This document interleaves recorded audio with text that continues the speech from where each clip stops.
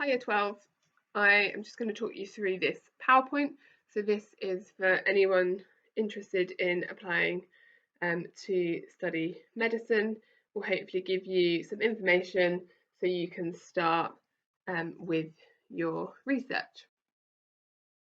So this is a rough timeline of what you should be doing and when. I'll go into more detail for some aspects of this, but essentially at the moment you're thinking about all of your research.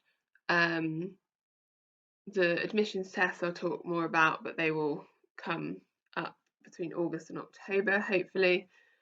Personal statements, and then finally the UCAS deadline for medicine is the 15th of October. This is earlier than most other courses, so you'll be classed as early entry students.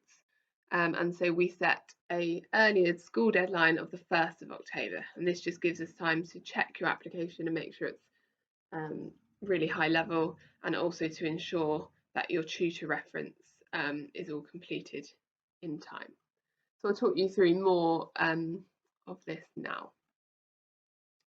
So when applying for medicine, they will look at your application as a whole, and it is really advised to look at specific universities and their guidance on ucas.com, because they will do things slightly differently. They will put slightly different weighting, for example, on GCSEs compared to A-levels compared to your BMAT score. So do your research is my biggest advice here. So you will declare your GCSE results and your A-level predictions as part of your UCAS form.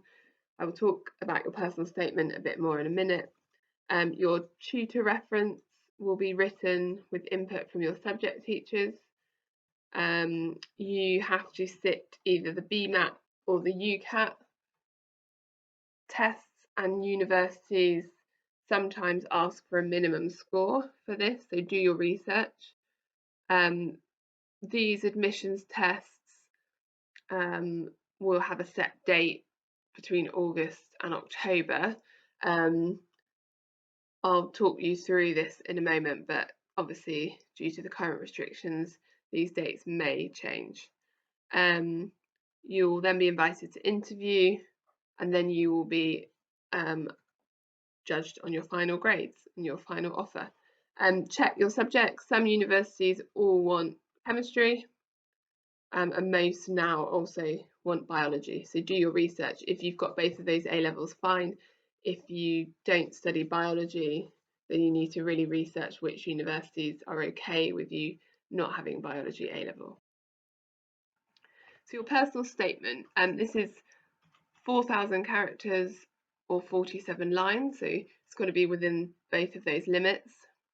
And this will look at your overall qualities and skills, your experience. So obviously work experience is not happening this summer, so I advise that you look at how you can obtain that experience in a virtual setting, and looking at all of the skills that are important to be a doctor. The 80-20 rule, so it needs to be 80% academic and about medicine, about your subject, about your experience, and then 20% maximum extracurricular. Look at examples. Please don't be tempted to copy, because every UCAS personal statement is scanned for plagiarism. So where to apply? So you have 5 options on UCAS, and you can use 4 of these to apply for med school. So your 5th choice is usually something like biomedical science, pharmacy. It's an additional 5th choice that can be used as a backup plan if you don't obtain the grades for medicine. So you've got 4 universities to apply to, so do your research. This link here has a medical school comparison tool, and it's amazing. You can put in different medical schools and it will come up with a huge range of information in a table that you can compare straight away. Think about what's important to you. So the admissions test, some ask for BMAT, some for UCAT. I would avoid doing both tests as it creates a lot of extra work in the autumn term when you're also writing your personal statement, you're also trying to concentrate on your A levels. So ideally, you just want to do one of those. So you need to find 4 medicine courses that all ask for the same admissions test. Think about your learning style and what you prefer, and do a bit more research into this. So usually it's integrated or project-based learning. And then interviews. Most universities now run what's called the MMI, the multiple mini interviews. So don't let the type of interview put you off, as we can do lots of practice for this, but do consider this as part of your research. And then think about life at med school. Do you prefer to be on a campus, or would you prefer a city university? So different learning styles, as mentioned. So integrated is a bit more lecture based, it's a bit more traditional.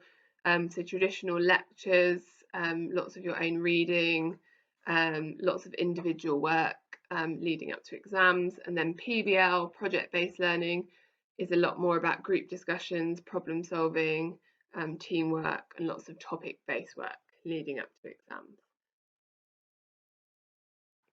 So the UCAT is usually in October, and then the BMAT is usually August and October.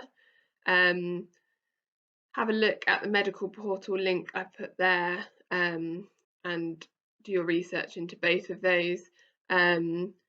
The sort of COVID-19 update is that they're committed to delivering these in 2020, although it's likely that the timeline for the UCAT will shift. So these may not be at the normal time, and I think the same for the BMAT. So do your research, don't worry too much at the moment. As soon as we know more, we will let you know.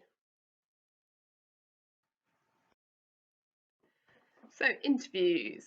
Again, I wouldn't worry too much about this yet, but it's worth starting to consider. They're going to be asking about your subject knowledge, about current medicine in the news. This is quite COVID focused at the moment, so see if you can find other interesting articles. At the end of this slideshow, I've put some useful links to some further reading. So while you've hopefully got a bit more time at the moment, start getting stuck into a bit more of that extra reading and really build your subject knowledge ready so you're prepared for those interviews.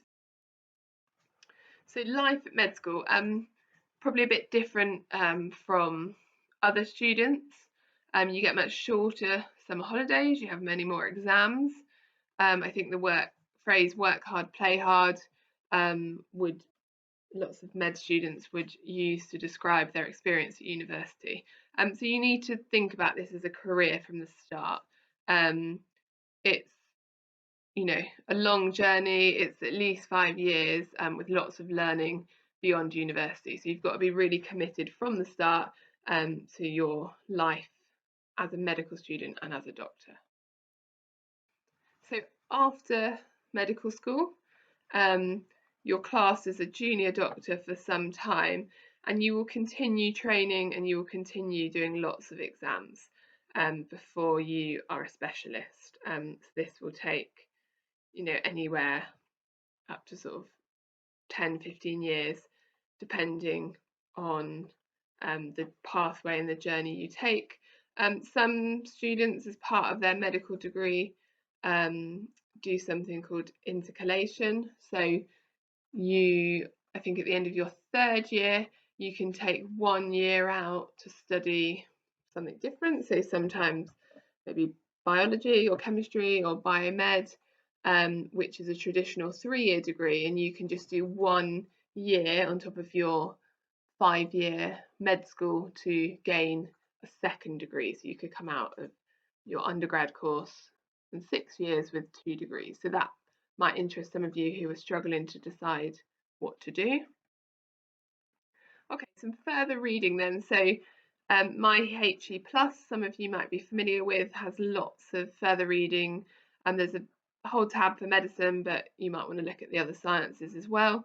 And then the medical portal has a huge list of fiction and non-fiction books. So see what you can start reading, maybe pair up with a friend who's also thinking about applying, read the same book, talk about it, think about what interests you. And then lastly, some useful websites. So I've sent to all of you this stepmaths.co.uk. You should have received an email with your login details. If you didn't, it probably means that you're not on my list and you've maybe not previously said that you're interested in applying for early entry. So do let me know and I'll add you to that list. Our sixth form progression site has got lots of useful stuff, so check out the medicine and admissions test tabs. And then finally, Med School's website has lots of guidance on all aspects of your application. Hopefully that is all really useful. Any questions, do let me know via email and I'll get back to you as soon as possible.